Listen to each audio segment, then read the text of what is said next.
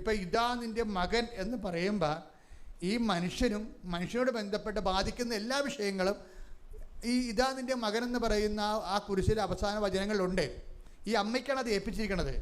ഈ അമ്മയ്ക്ക് എന്താണ്, ഈശോ കുരിശിൽ നിന്ന് രക്തപങ്കലിനായി നിൽക്കുന്ന സമയത്ത്, മരണശ്വാസം വഹിക്കുന്ന സമയത്തുള്ള ഏറ്റവും പ്രധാനപ്പെട്ട കാര്യമല്ലേ അവസാന നിമിഷം പറയണത്. ഇപ്പം നമ്മുടെ അപ്പന്മാർ മരിക്കാൻ നേരായാലും അമ്മമാർ മരിക്കാൻ നേരായാലും മരിക്കാൻ നേരത്ത് പറയണ വിഷയങ്ങൾ ആരോടും പറയണമെങ്കിൽ എന്താണ്, നിങ്ങൾ അടുക്കളയിൽ റമ്പത്ത് കിടക്കണ വിറക് വാരി മഴ വരാൻ പോകണമെന്നൊക്കെയാണ് പറയണത്.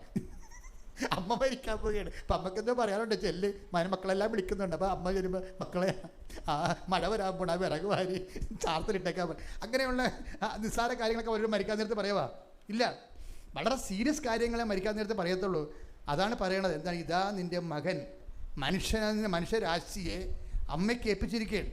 അപ്പം മനുഷ്യരാശിയെ അമ്മയ്ക്ക് ഏൽപ്പിക്കുമ്പോൾ മനുഷ്യനും അവനെ സപ്പോർട്ട് ചെയ്ത് നിൽക്കുന്ന ജീവജാലങ്ങളും വെജിറ്റേഷൻ മുഴുവനും പ്രകൃതിയും എല്ലാം അമ്മയ്ക്ക് ഏൽപ്പിച്ചിരിക്കുകയാണ്. അതാണ് പ്രപഞ്ച പ്രകൃതിയുടെ മാതാവെന്ന് പറയണത്. മനുഷ്യനെ ഏൽപ്പിച്ചിരിക്കുകയാണ് യോഹന്നാനിലൂടെ.